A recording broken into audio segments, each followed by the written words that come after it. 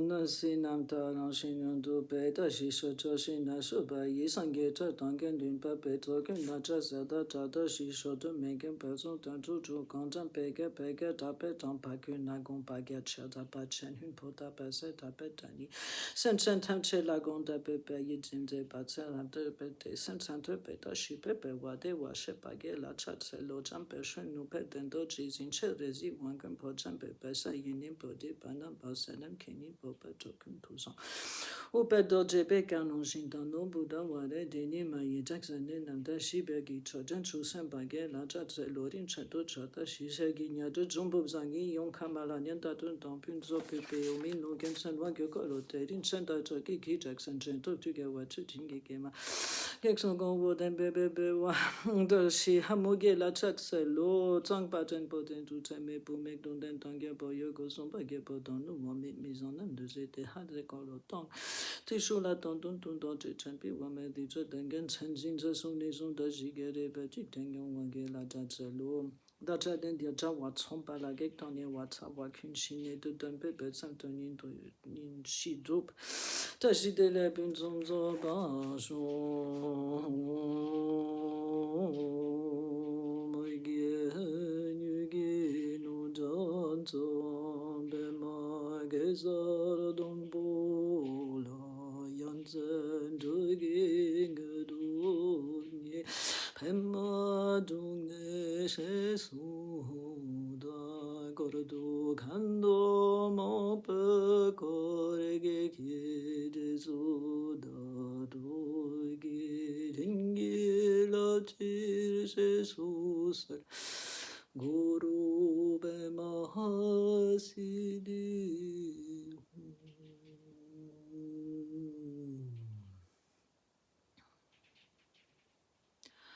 ngồi kia như kia nô chân tâm bên môi kia sa đông bồ la yan zê trơ kia ngơ đục nhị bê ma du nê shê su đắc khờ đô can đô mô bê khờ kia kia jê su đà đô kia Jinge la te Jesus guru be ma se di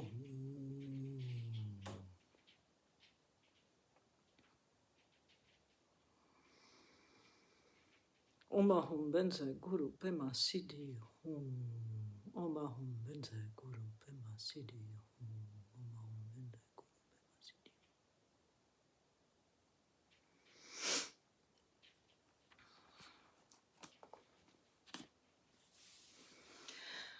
So I started by praying a little bit on the movie. We are in a series of videos I've been filming myself in English. My English is not improving that much, but anyway, I suppose most people understand what I'm trying to express. And we are in this idea of starting the path. And in the same time, we are creating a vision that we could understand more or less the map of that path. The path is here, the Buddha, Dharma, Sangha, refuge from the point of view, the Buddhist point of view of Tibetan Buddhism. I am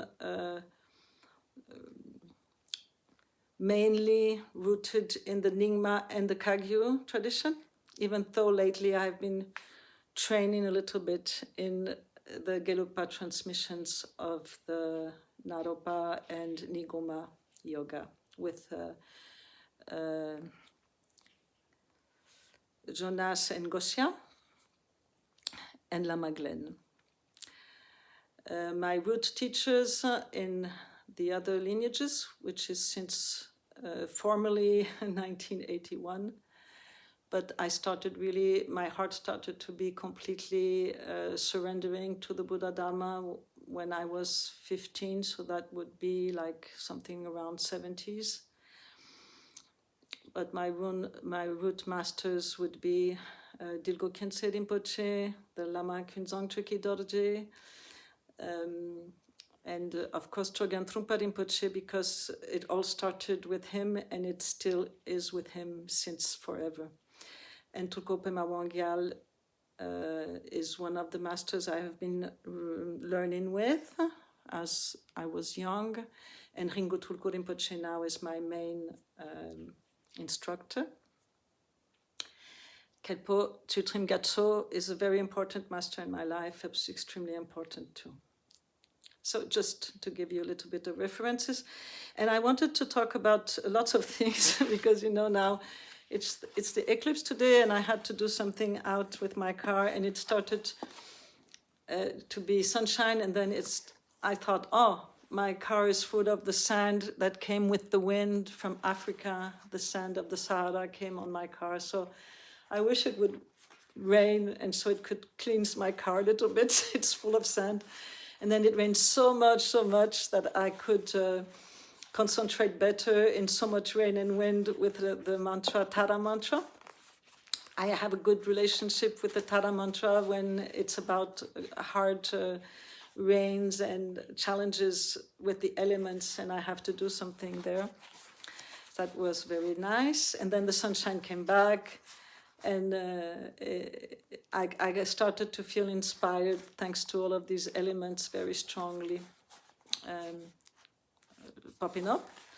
And I thought about this paradox. So maybe this video is not exactly the video where I would be in this step by step, but I'm going to be more general, talking about the view in relationship with why it is very important at the beginning and why it's very important in my point of view, in my experience, the body, the work with your body. And maybe nowadays even more important, because nowadays many people have a relationship with their body that is either none of it, either not so blissful, or sometimes it's the opposite. It's that they exert their body in some kind of a way that would be to show your body. That's one way that is not really the best. Or it could be that you are exerting your body in order to do something that is, what would I say, competitive or martial, which is okay, but it's not the same thing as what I want to talk about. So even if you do have a very, very good and intensive training in lots of sports and lots of things that we nowadays have access to, and some kind of ways of learning and teaching yogas that are not very much concentrated on why are you doing the yoga, what is that bringing to you, how will that lead you beyond, beyond the posture. Some people do teach very well, but it's not the majority. And so I wanted to try to do my best to express my experience of how the work with the body at a subtle level is helped by the fact that you did train your body, of course, but it's really not the same thing. Yeah. So all this is a paradox. So I will take an example, which is the example of my own start. When I started to train, I started by the prostrations because my master told me to do, that's the first thing he told me to do. It was Lama Kunzang. He told me to do 100,000 prostrations. I was 19 years old. And he told me to do them. No, the first one was not like that. Excuse me. That was after. The first one was, I told him, I want to stay in retreat. I have a month. I have money for a month. Give me something to do. And he told me, do 1,000 prostrations a day, don't talk, and then do this and that. Okay, so I did that. As I said, I was 19 years old. And actually it was very interesting because I did the prostrations and then I tried to find the ways not to hurt my knees because I'm a dancer. You know, you don't want to hurt your body, you need it as your work. Even if I was a model, as a professional at that time, I was still a dancer anyway. I have always been a dancer. The modeling was more to pay all of these things easily. And I suddenly noticed I was not able to do the prostration and to be fully synchronized, body, speech, and mind. Nobody told me, I just noticed, you know? So that became the first thing, like, wow, I'm a professional dancer. I became professional, I was 12 years old. I used to be paid when I was 12 years old to be part of a company, a Russian company. I was training every day, at least 3 to 6 hours a day. And I'm not able to be together with my frustrations. So that was very interesting. And that gave me a lot of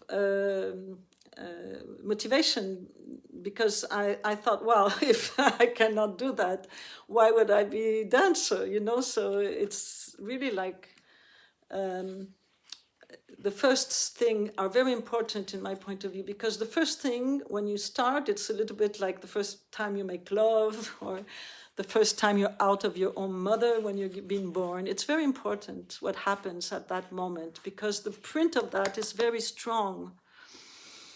So what I was saying is that there is a paradox, is that you are on a path, you are kind of traveling on that path, you do have some kind of a goal, and in the same time, it's already there since the beginning. So in the same time, it's like, you know, like Perceval, when he is going for the Graal, he's going for the Graal, but actually, after he did all these things, the Graal is already where he was at the beginning. So this is a symbol. And these symbols are really important because they do transmit one generation to the other, things that are completely timeless and true and useful for the human being to set himself and herself free. Free from what? Come back to last video when I was reading that talk between Padmasambhava and Yeshit Sogyal, and he told her how to be free from the labels. You can go back to that video, it's just the previous one. And all the poetry is about being free from labels. So this is the end of the path somehow, is that when you become free from concepts and labels, maybe you can feel that just for a second. But when it becomes something a little bit more like every day or several times a day, or, you know, it also takes some humor, because you can laugh, you don't get too much pissed off, you don't get too much offended because people don't think like you, things like that, you know. So you become more elastic and more flexible in your way of living life and relating to oneself also, and relating to how things every day are changing all the time, and how sometimes I feel so good and sometimes I feel so bad, all that. But that freedom that's starting to open a little bit, like the sky now with the rain. I have these clouds and the rain and the sky. This opening in your mind, as you start to trust it, you know, like they always say that the clouds open and the sun is there, the light is there. When there's lots of clouds, it's not there, but you know it's there. So that you can trust that. So yes, you're on the path. Maybe the best for you is to trust yourself and trust whatever comes to you that you feel is the right moment to do that, which does not mean that you did not receive something that is going to be useful later, you know? Because a lot of people nowadays, they would say, yes, if something is difficult for you, it means it's not for you. That's not really exactly the truth, no? They also say, if you do something and people don't like it, it's because that's not what they need. That depends, you know, because like you could take a very obvious example, is that the painter Van Gogh, nobody wanted his paintings.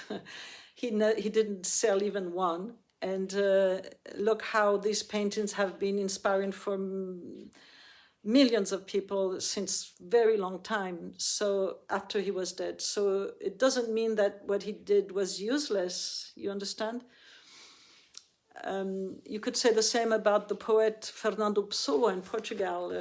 He wrote all his poetry, most of it, like 99% of his poetry, was in a big box. And he even knew about the fact that his poetry would become important later on when he would be dead.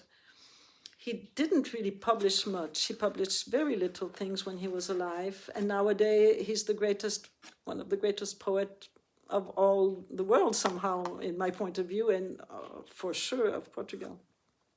A very, very, very deep and amazing artist.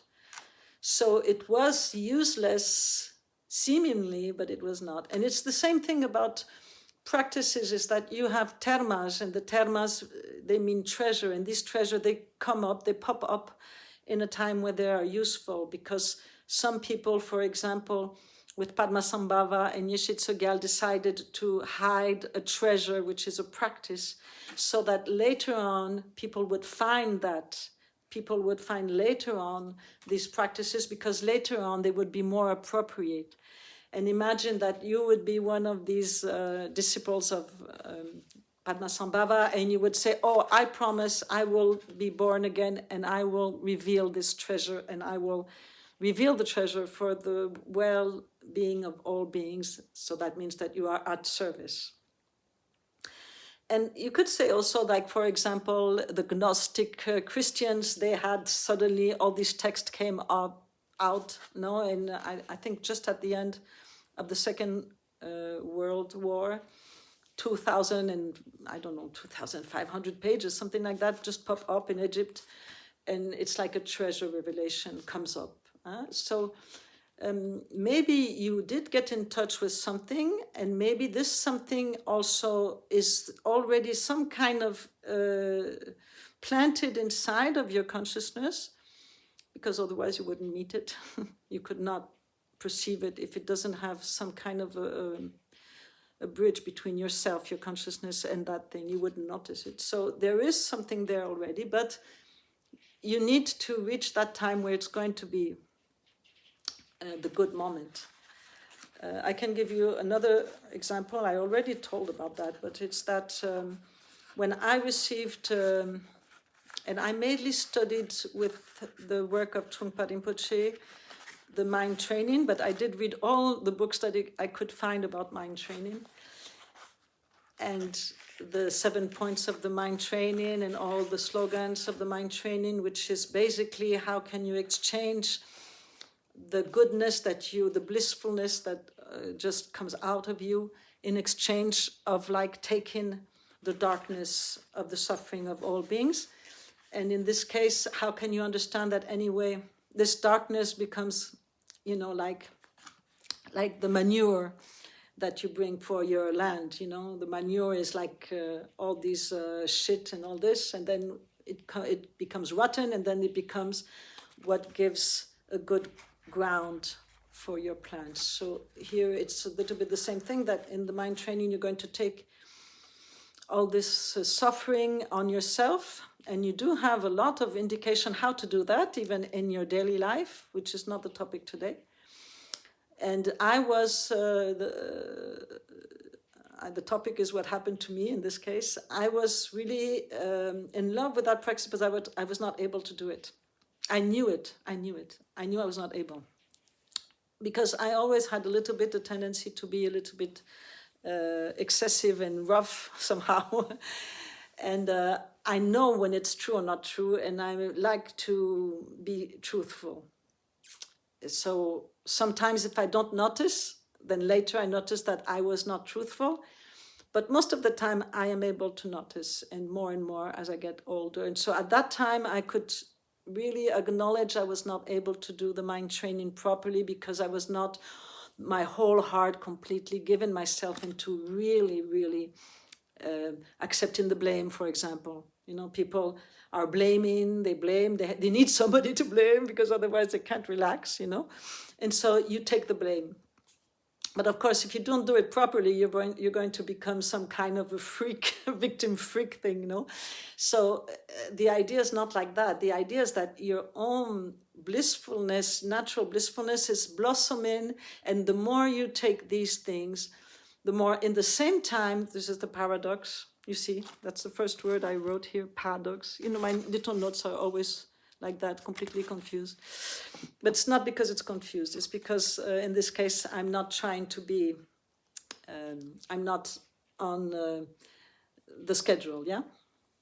I'm just relating to the idea of how you need nowadays to establish your practice in the beginning and in the same time have an idea of the whole full picture in the end. So I was not able to do it. I felt I could not take the blame. I felt I could not take the suffering truly. And what you do feel when you do it is that in the same time you do feel the pain, but in the same time, as you don't believe in that pain as your ego that much, because your training helps you, because later I was able to do that, I felt suddenly I was able, so I suddenly, like that, you know, from one day it happened. And I suddenly thought, now, yeah, let's go. And actually the first time it happened, it was not even on purpose. With my, I have an aunt. My aunt is, well, she's dead now. I never had a lot of relationship with her, but she was not an easy woman, and she was kind of, you know, easily treating you like, you know, like you are not a good person, you are not a beautiful person. She was easily like that, you know, and specifically with me as a child. Actually, one of the only persons in my life when I was a child who really mistreated me as a child was this lady. And one day I met her in the street. I was already around 20. I was already a Buddhist, but I was not thinking about the mind training. And I met her in the street like that in Paris. I don't go so often to Paris, but that day I was in Paris and I bumped into her. And she started talking with me, and she started as usual, you know, like being nice and in the same time not, you know. And then she started to tell me it's my fault if this is like that. It's my fault, all the bad things and all our family was my fault and all that. And then I started to, I don't know why actually, say yes, it's true, yes. It's not really my temper. I'm usually very reactive and I would get offended, but that day I did not. I don't know why. And I said, yes, it's true, yes, okay. And as I was letting her tell me all these things, and as I was agreeing with it, she started to become more nice, and she started to be even enjoying me. And then she invited me to her house, which was incredible. It's the only time in my whole life she invited me to her house. And then she took me in the house, she put me some clothes on because she used to be a woman, very beautiful. She likes to put herself, you know, like, how you say, glamour, no? And so she also started to paint me. She said, you have to paint like this and you have to paint like that and you should not put this lipstick, you should put this lipstick. It was like that all afternoon. And then we left in very good friendship. And all that because I just let her insult me without feeling offended. So that was one of the mind training, but at that moment I did not practice the knowledge of it. But later I remembered that thing and I studied better how does it work in the text. And actually I did practice it really, really on purpose, and it works. It works in the sense, not that you become always without any challenges. It's not that you don't have any more conflict with people, but it does really help a lot to resolve the conflict, or at least to pacify the energy. It's incredible. So the topic here is that I was able to do it later, but it came up much earlier. So this is what I'm talking about, is that some of the things in your path, it's not really a path because you already have all of it since the beginning. So the beginning is very important. What you are looking forward to is to free yourself from the causes of suffering and the fact that without really willing to, or sometimes willing to, you are creating suffering for other people too, or even creating suffering unconsciously for lots of different beings. In the fact would be more like creating an energy that is the energy that does give the possibility for conflict or for anger or for jealousy or for pride or for making little of people, things like that. So that's mainly what you're working on, is that you can be free from that. So this is the first step. And also that you can be in touch with the nature of consciousness. And I'm not going to call it your consciousness, because it's not very obvious if it belongs to anybody, this consciousness. But anyway, somehow we think it belongs to us in the beginning. So your consciousness, you have slowly an access to the blissfulness of the consciousness, which does have a power beyond the body in such a way that it can also cure, heal the hurts of your body. It can cure the hurts of your psyche. Or if you're not able to heal, because sometimes it's just because there is circumstances and karma that makes that maybe really you won't heal, that can happen. But if that happens, anyway, you do heal from the causes of this karma thanks to the sickness, because you do touch the blissfulness of your consciousness. And at the moment this blissfulness opens, that's the moment that you don't feel anymore all the limitations of pain. So I give you again this example. When I work with mind training with people, for example, I feel the pain, I feel they feel bad. I can even feel a little bit afraid of it because it meets my own. But in the same time, my own natural blissfulness in my consciousness is able to somehow be transparent. So it's like it's co-emergent. It happens in the same time. And if you relax, all this fear and all this, even you could feel afraid of suffering, like feeling nausea or feeling cold or things like that, or feeling like you would just faint. It can be very, very strong. Yeah, you can shake. All these things that happen, panic, things like that. No, but if you do have a link with your deepest blissful nature of your mind, the consciousness, then they start to mingle and they start to really, really become something different that you could not suspect before, because it's not possible to label these things. It's not possible to conceptualize these things. And because you are the one in charge. Of course, people help you. You get help, you ask for help, you thanks for the help, you grasp the help. But at the end of the day, you are in charge. All of us are in charge of ourselves. Yeah. So, yes, you start your practice, and the very beginning is so important. So, where am I going with this? So, for example, I started my prayer on this video.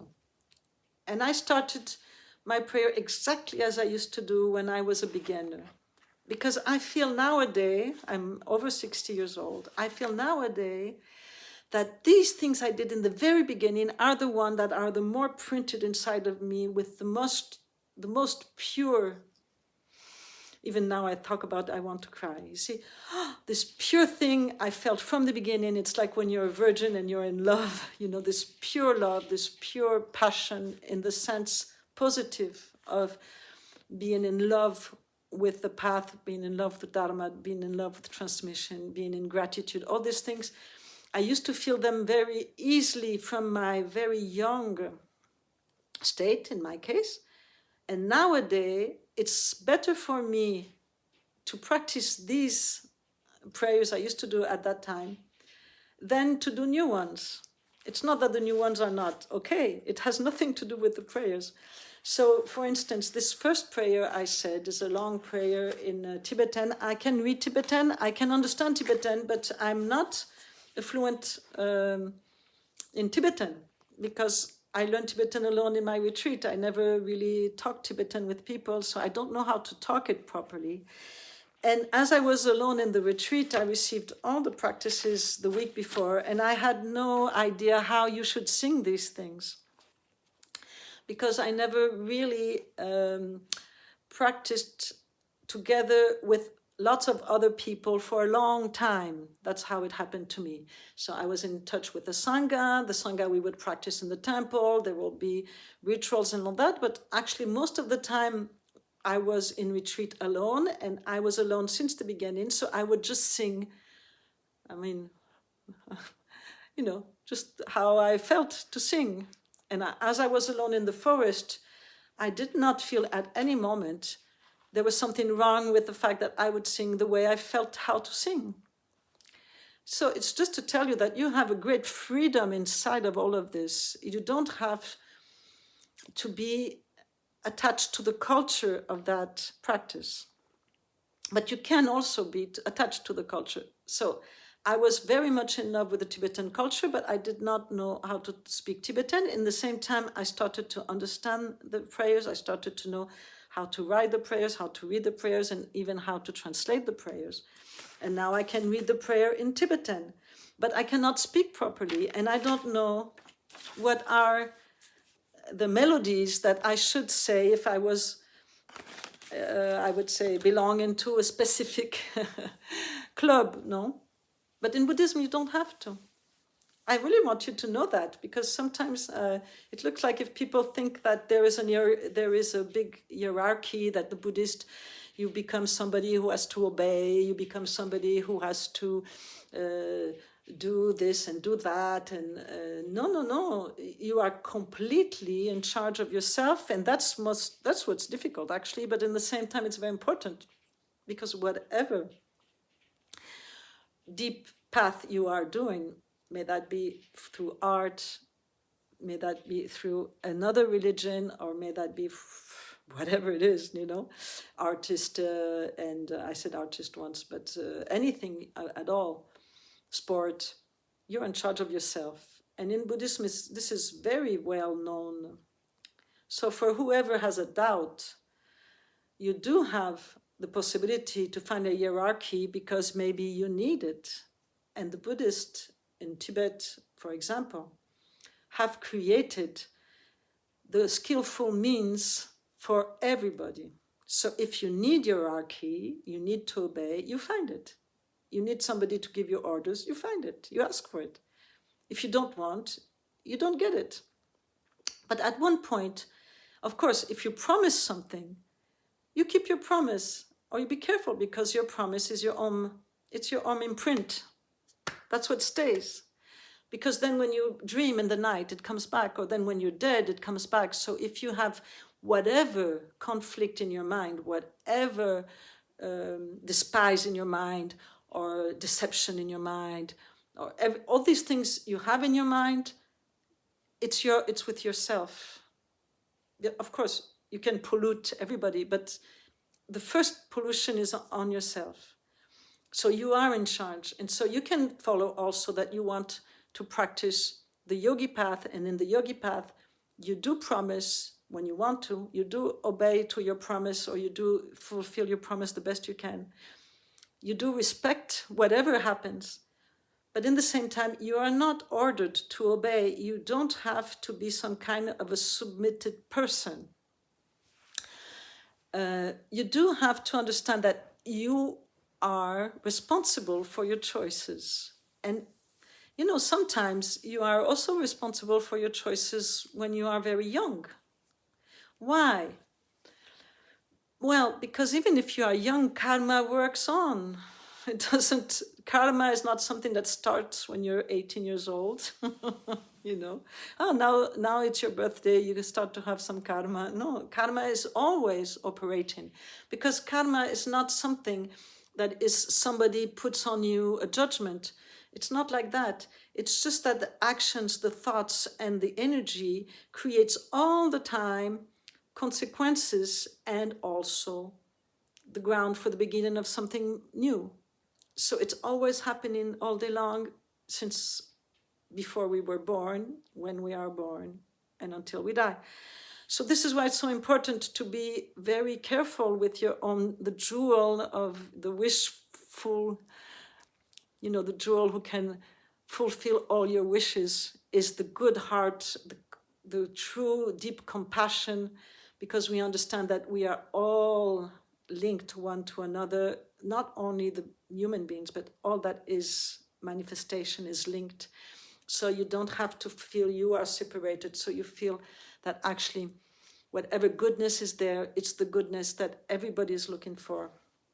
And somehow you are lucky enough that you found it, or you know it's there, or you are able to get there sometimes, but you have this luck, no? Some people are completely unable to see any of it, or to hear any of it, or to feel any of it. So this is very important. So you take yourself, and it doesn't matter you're a woman, not a woman, a man, it's the same thing. Yeah. So you are with your own path, and you are free, completely free. That's a good thing and it's a bad thing. What is the bad thing about that? Is that you have nobody you can accuse. You cannot project on anybody any guilt about whatever goes wrong. Because if you do that, you're just losing your time. You're just making it more complicated. Because at the end of the day, what ends up to be the source of whatever happens to you is your own way of linking or not the deepness of your pure consciousness, the blissful consciousness, the blissful, how would I say, core of the very experience of now, again, now, and here, again, now, and here, again, now, here.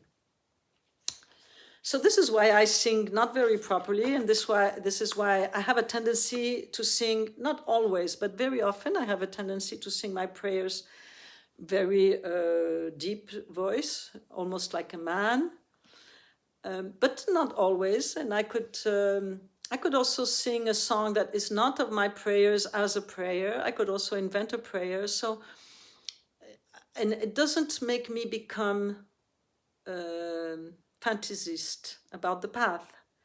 It's because I know I'm free, and these things help me to be happy and help me to enjoy the path and to somehow become a good friend with myself, as I told you. Okay, so this morning, when I went up, I asked Longchenpa if he could please tell me something. And it's funny because I also asked Padmasambhava, and he said exactly the same thing, more or less. But anyway, here is what Longchenpa said. Longchenpa, and I was in French, I have to translate it in English. The natural freedom of the mind. This one is in French. It's a very good translation. It's from Philippe Cornu, for the French people. Philippe Cornu is really good. Okay, so I will translate the best I can, okay? So this is a little text, which is a description of somehow what is really the sense of this practice you're doing. Where is it going to bring you, even if you're not there anymore? And then I will do my best to link this text and what I'm talking about, this paradox, to why it's important to work with the body, in my point of view. It's my own experience. So here he says, he's talking about Rigpa.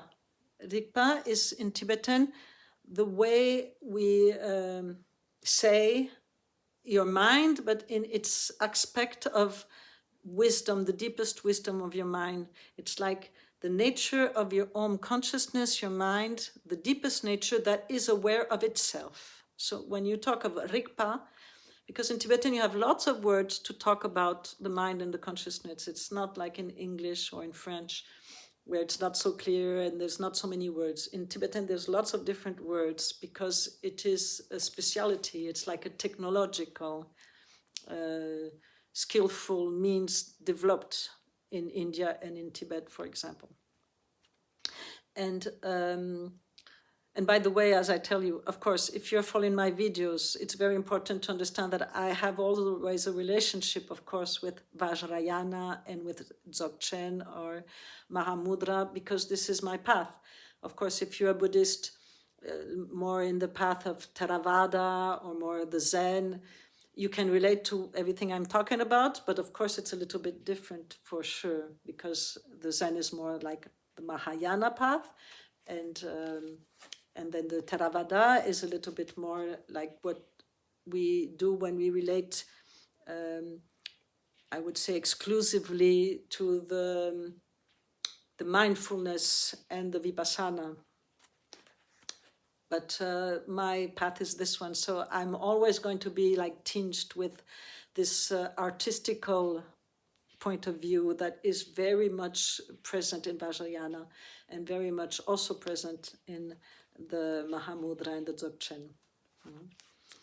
So Rigpa is how this starts, and he says Rigpa, which is not elaborated in its true nature, just the way it is, comes up with power. So it comes up with power. In this state, where everything rises up, just stay in this great, spontaneous happening. King with no goal, or queen with no goal. The mind is not grasping and is happy, or the non-grasping mind is happy. And you conquer, so you reach the castle of the absolute body, which is not born. That would be Dharmakaya. So the absolute body, which is not born, is it's like if you call an aspect of your body something that you don't give any form to it or substance to it, but it is like the expression of your life in its non-formal and not substantial, not under the laws of time aspect. So here it is called the absolute body, not born, unborn. So you do conquer, like you get to the castle of this body that is not born. And that is the result that you should reach. So this is very simple, actually, because, of course, this is the great perfection. It is very simple, and in the same time, this very simple fact is very difficult. So why does the path become so complicated? It's because we are complicated, and we need something complicated to help us undo the knots so that we can be present and totally, like it's said here, enjoy. He says, remain in the great spontaneous emergence, this manifestation, remain there. It's very difficult to remain there if you don't have at one point this pure innocence of enjoying the space in your mind that is not filled with complicated things. It's incredible, no, isn't it? And I'm not resuming this simple thing to some kind of a idea that you could just think that meditation is the same thing than going, to fish. Some people think that, or it's not like that. It's meditation is not something that can be just like that. The thing that happens is that what you do or what you live becomes meditation if you do reach this state of consciousness, which is not elaboration, which is not judging, which is not making some kind of evaluation that you like or you don't like or you grasp or you put away, nothing of that. But in the same time, your consciousness enjoys itself and sees itself, so it's very clear, there's a clarity. So it is something natural, it is something that everybody could experience at one point, and maybe everybody had at least a little something of that at one point. Some people easier than others. But if it is not your case, you need to, step by step, do the path, because otherwise it's not going to work. It's just not going to work. You know, it's like my cat. My cat is an example. My cat is really nice, you know, it's a very beautiful cat, and very, very nice being, because this cat is very delicate and very careful and very mindful. Like, for example, he never lets anything fall down. He could jump from a window near to a glass of water. He would never let the glass fall down. He's incredibly delicate. And now, as I live very often alone, not always, but sometimes I have moments alone with the cat, I do acknowledge that my cat wants to go out, but also wants to stay in, and then wants to go out, and then wants to stay in. And I think he's just like me, you know. And then my cat wants this, but he doesn't want that. And then maybe he wants food, but then actually doesn't really want food. He just wants to notice that maybe he has food. And I think he's just very much like us. He's like trying to find security and trying to find that all his desires could be fulfilled. But at the end, the frustration is there, you know, like, of course, he's able to relax, like, you know, cats relax, don't they? They can be very soft and very caring, and they can give you lots of love. Yes, most animals are able to relax if they have food and shelter and not too much sexual desire. When they have the sexual desire, they don't relax, no? But when they don't have the sexual desire, they can relax. But you will find that the animals have this frustration, like we do, that they don't really feel completely fulfilled. And when you take care of the animal, you have to find how, no, what do? You open and you close the door all the time. So do you do the mother, or do you do the father of that little kind of child, you know? And it's the same with yourself, no? Do you open and close the door all the time? Oh, should I go this door? Should I go that door? You never get out of the house because you don't know which door to take. And then you take one door, but finally the other door is better. And that's how your life is finished, and you didn't use your precious human body. It just finished. You didn't use your precious human body. You had everything, you could do everything, you could completely take advantage of this life, but somehow one of the 8 got you lost, no? The 8 distractions. It's quite easy, because actually they're not 8, they're 4, but with each time the extreme, no? Like the desire. So the cat is the desire. I desire pleasure to go outside, but I desire the pleasure to be inside. So between these two, the pleasure and pain, I am lost. Or maybe I want my videos to be, how would I say that? Translated in all the world in Japanese and whether, so famous, not famous. No, I don't want anybody to see me, because maybe if they see me, they will recognize me in the street and I will have no more peace. I will not be peaceful. Everybody's going to ask me things in the street. Or maybe also I could feel that to be anonymous is so bad. So I'm nobody loves me. They don't look at me. They don't, as an artist, that's funny, no? So this, I get lost, because actually I was not born for that.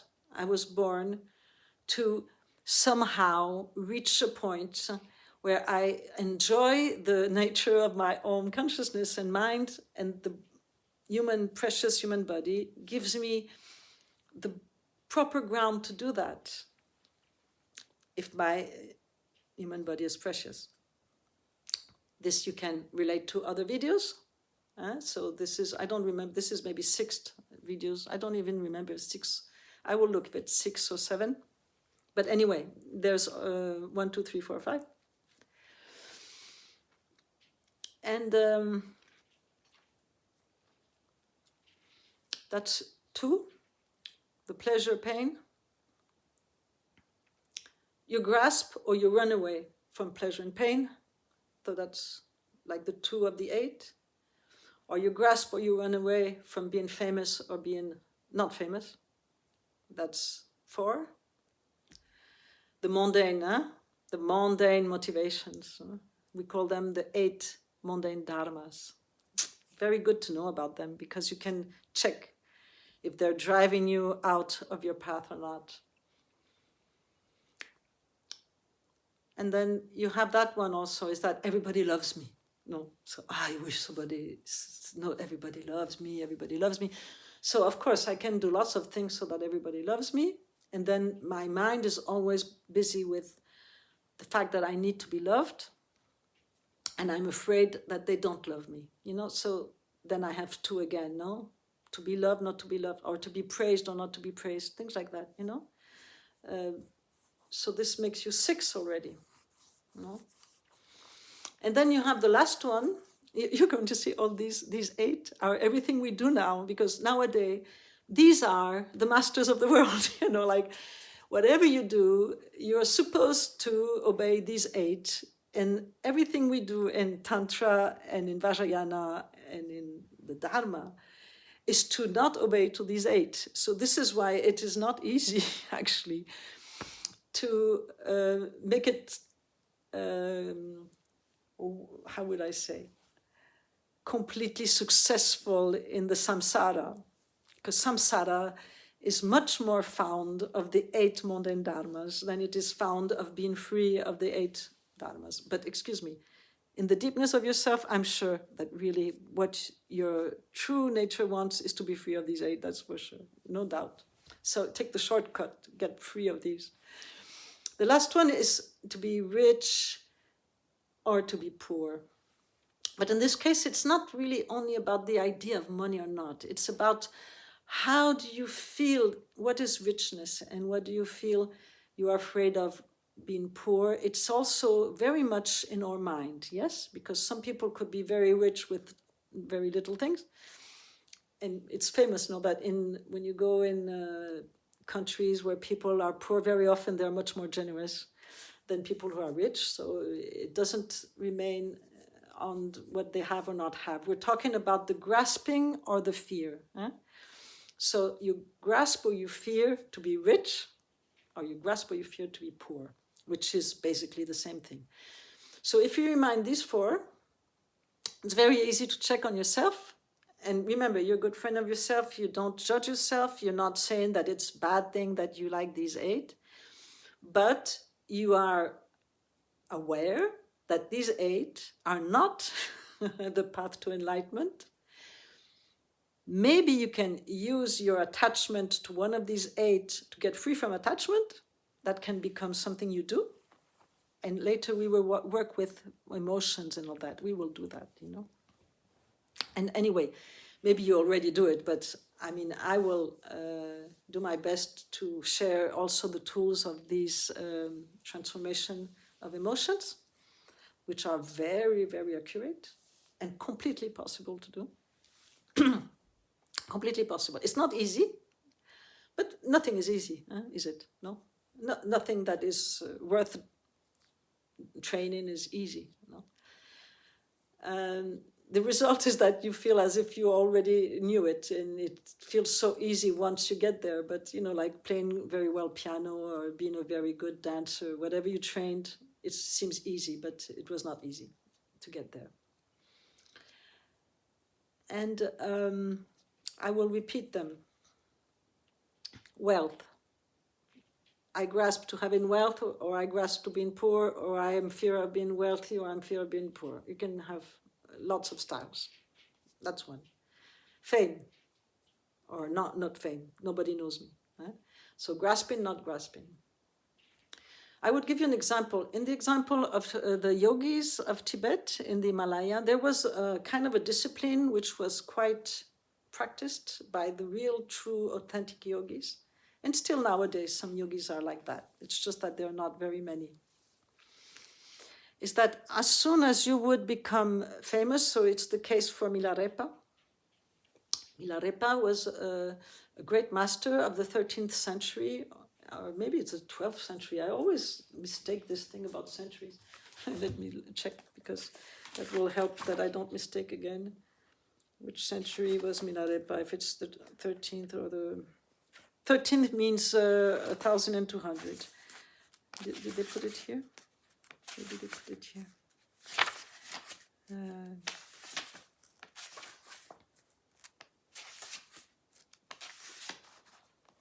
No, they seem to not have it here. Okay, anyway, it's easy. You have Wikipedia. Wikipedia will tell you which one, if it's 12th century or 13th century.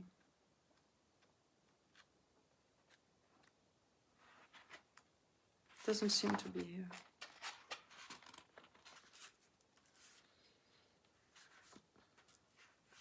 I think it's 12th century. I think it's 12th century. But anyway, it's quite a long time ago. But there are lots of poetry of Milarepa and lots of traces of existence. And to make it short, he started by having a very rough and difficult life, and then later he became a great yogi. And he's one of the most famous yogi, because from being a person who practiced black magic and killed people in revenge because of his family's miseries, from being that kind of murderer, he ended up practicing and becoming really a Buddha. And in the meanwhile, he received the teachings from his master. And when he left his master told you, we will never see each other again. So the whole story of his practice is mostly alone. And his master told him, you will be alone.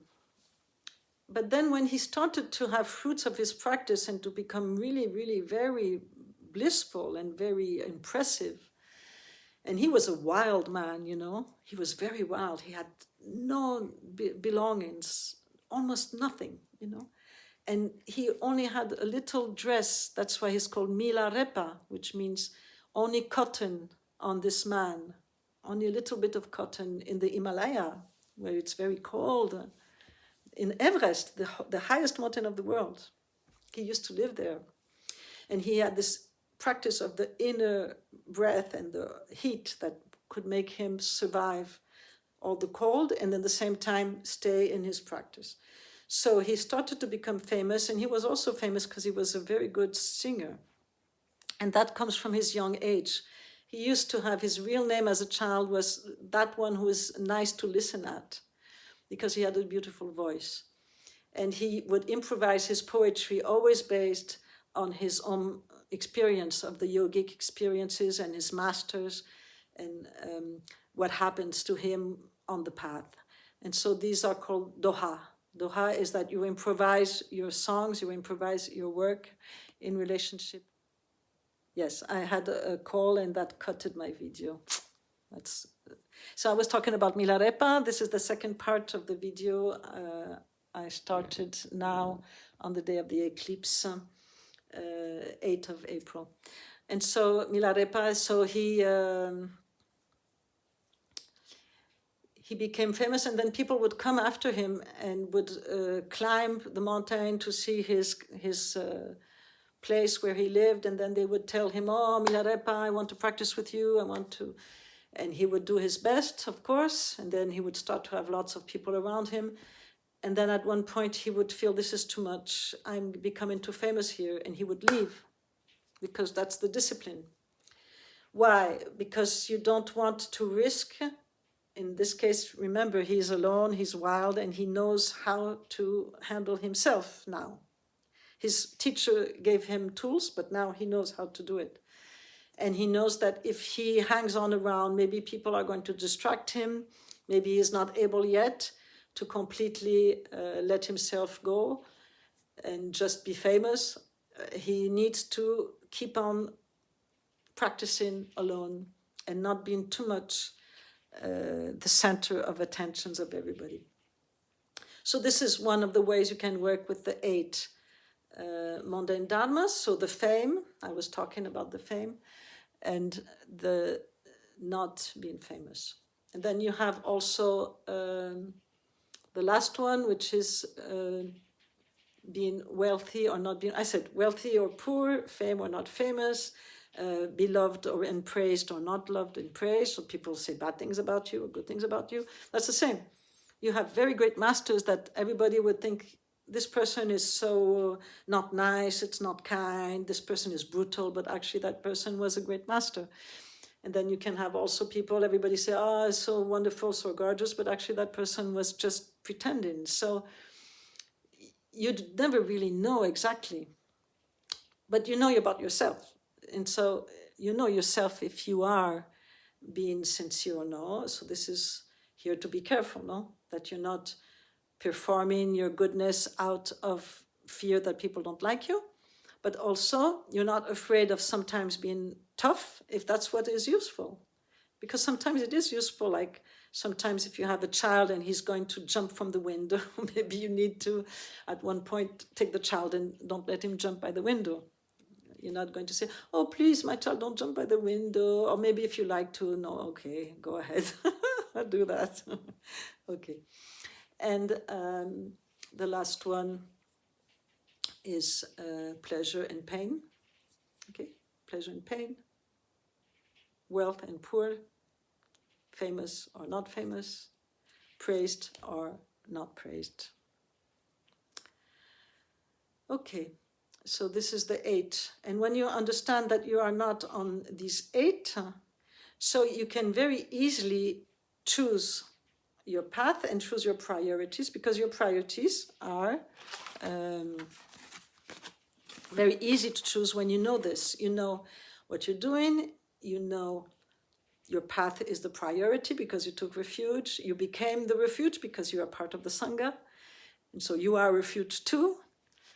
And then you do your best to be in a good shape, to be joyful, to be okay with yourself, to be as healthy as you can. And in the same time, you don't need to be a freak, like a control freak of your practice. But in the same time, you need to get mastering of your practice. So this is where you have to see how can you do it, You have to see. Maybe for you, it's better to force yourself a little bit, but maybe if you force too much, you get sick. So, of course, sometimes we get sick just because we need to cleanse. That happens, When you do practices, sometimes you do get sick because you're making a cleansing. That's like when you take a fast of not eating, you do get sick sometimes, but it's not because you're sick, it's because your sicknesses are going away. That's possible. It happens very much. But I'm not talking about that. I'm talking more about when you feel you're unbalanced because you're forcing yourself. Like, for example, you want to help somebody, but you're forcing yourself to do it, so you're not sincere, so it's not from your heart. It means that you're not able to do it. But it's also with yourself, you're forcing yourself so much that actually you're not really in love with what you're doing, and so it doesn't work. So this is where you should, in my point of view, help yourself with creating songs or singing songs, or maybe you find suddenly that, I don't know, the Beatles, they had this song you like so much, you can take the words of the Beatles, or you can change the words, you can put a prayer in the song of the Beatles, so you sing the song of the Beatles with the words of Milarepa, for example. So this is how you can give yourself a way of going through your practice and checking yourself, and in the same time you know that where you are going is a place that is not conceptual, that is completely simple, that is completely blissful, that is completely natural. But as it's not yet your realization, you find ways to go through the different steps by step, without how could I say? ever giving up. Yeah, never giving up. So maybe you go very slow, maybe you go very quick, but you never give up. And it can depend, you know, some days it's sudden, quicker, and some days it's very slow. So I talked already in another video about trust and conviction, so I'm not going to come back to this, but maybe just remember that the trust and the conviction is very important, because even if you don't know you don't know everything about everything, but you do trust at that moment. I'm sitting and I'm going to take 3 minutes on my breath. I'm maybe going to breathe the way I breathe. I don't think my breath is superior or inferior, but I do promise to myself during 3 minutes, I'm going to, as much as possible, be aware of my breath. So this is the trust and conviction, is that you decided that, and you do it. And then you start to feel that you can trust yourself, and so you can have this conviction, no? That maybe I don't know everything, maybe there's a few things I need more time, but now I can decide I'm going to do my healing practice, and I'm going to fully dive myself into this practice, full-heartedly into this practice. Like if I was about to be born, or like I was about to be dead. Because this is when you really live something, is when it's like that, you know? Like before you go on stage. It's like you're going to be born, you're going to be dead. So there's nothing in the past, there's nothing in the future. You're fully giving yourself into this thing. Of course, if your practice is you're going to practice for 2 hours, maybe you have moments that your mind goes, it's okay, that's what it's about, no?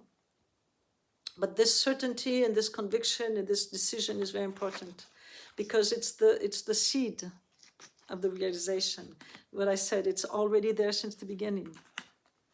Okay, so now I think I will let this practice go from here.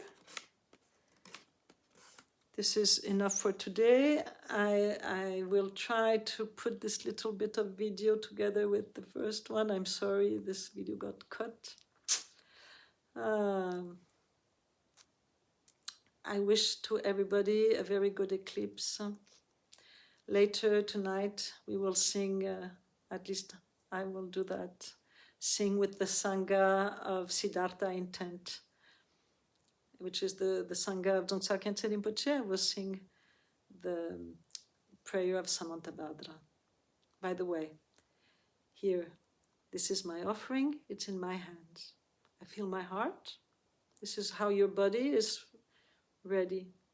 You feel the body relating with the earth, the body relating to the sky. Your head is the sky, open into the sky somehow, and downwards where you are on the ground. In this case, I am on my legs and my bottom.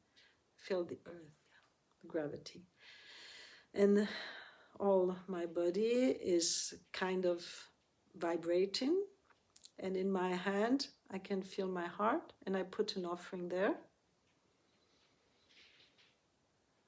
It's like, in this case, a flower, pink and red. And so I offer to you this flower. I offer to you, it's 1 flower, it's 2 flowers, it's 4 flowers, it's 8 flowers. It's more 1632, it's becoming many flowers, many flowers. All of my body and all of my hands, of my arms, of my skin, of the space around me is flowers. It's full of flowers. It's becoming giant flowers.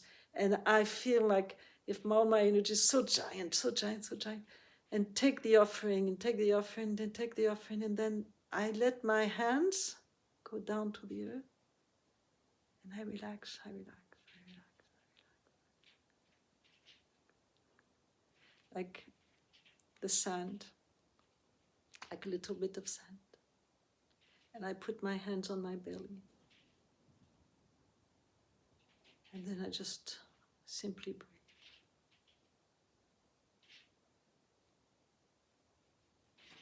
It's a way of doing the Samanta Bhadra offerings. You multiply your offering by more than you can even imagine. You become the offering. It's all your cell of your body are the offering. And then when you turn your hands, in this case, you feel very, it's like all of your body is, all the cells are the offering, all the offering is everywhere, everywhere. You feel so, so huge, huge, huge, infinite. And then you feel you let go because it becomes impossible. Either you become a super ego, like I'm so powerful and so wealthy and full of flowers, either you just can't make it because it's the infinite. So you do have to let go. And when you let go, you let your hands go to the earth and your hands come back to your belly. And then when they arrive at the belly button, like underneath the belly button, you just simply breathe in shamatha, like shine. It's just following your breath. And it's like if this offering, this flower offering, this given, you can do it to somebody who is really in front of you. We used to do that in my dance classes. Or you can do it like there's nobody there, but you give it to the invisible people, you give it to all the energies of the land. Or you can give it to a whole people that you cannot see, but you give them, for example, food, or you can give them water, things you see they need. You can give them diamonds, you can give them freedom, you can give them everything. And you imagine your whole cells of your body, everything becomes that. And then you also feel the power of that, but it's like if you yourself become powerful and huge, and that's a moment you need to let go, because otherwise you're going to become a super ego. It's very easy to feel, you know. And there you can feel how it's so easy to become super ego. It's very easy to feel physically because you feel huge, you know, and you feel powerful and you feel, of course, you're full of generosity, but on another hand, it could become super ego. And when you feel that you cannot anymore all this, you have to let it be and to somehow let it be, let it be. And when your hands go back to the earth and come back to your belly, you are not making any more visualization. You are just letting yourself blissfully dissolving into the sensation of this offering. And there is nobody who is offering. There is no offering, and there is nobody who is taking your offering. The whole thing is that presence that happens at that moment. So this, for example, is non-duality. It is very simple. And physically, it's easier to understand than philosophically. In this case, this is an exercise I created. It's more elaborated. I will explain it in another video when Carolina Fonseca will film me. Now, you can do it the way I just explained it to you. It's very easy. You can imagine whatever is it you like. You can imagine chocolate cake. You can imagine you are also like given... even you can imagine you're given life back to, like, imagine you saw something horrible, that you are very sad that a baby was dead. You can give him the life back. And then you can imagine you're giving healing and life back to all the babies that are in problem. But then you have to imagine that this energy, you have to give it a form, because if it doesn't have a form, it's too much in your mind. So it could be the form, for example, of, imagine it could be the form of a little, imagine a ball of light, the fruit that heals and gives life back, for example. That would be shining. That could be like that. And it's 2 and it's 3 and it's 4, like little lights, like little sunshine. And it's more and more, and you're giving them, and they're taking the life, and you give and you give and you give, and everybody has it, and you have it, and you're full of it, and all your body's like that. And at one point, you just cannot think anymore, and you have to let go also of the sensation and visualization, to just let yourself dissolve in this feeling of communication between your own presence and whatever beings are needing. So this creates merit.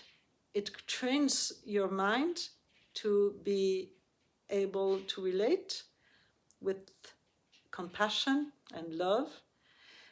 And it does also help somehow to be careful with the ego, I would say, distortion that could happen when you help people. It helps very much because you do understand at one point that if you don't let it go, it is not anymore that pure thing that started in the beginning. Because when you start in the beginning, it's quite easy. Yeah? And when it starts to become big, and your own cell in your own body is that thing, at one point, if you don't let it go, and dissolve, and then in the same time, it comes back to your belly. So there is a physical presence that is simple, but in the same time, there's not any more elaboration, but there is the feeling. It's like when you do a sound, yeah? Like the sound is there, but then the sound, again, still, the sound keeps on for a long time, huh? Still again, and again, and again, you see? We still hear it. So this is the same thing. You are generating this energy related with your offering. You are concentrated. You are fully involved. And then at one point, when you let go, you put your hands like that and you come back. It's like the bell when the sound is finished, but it's still there. Thank you very much.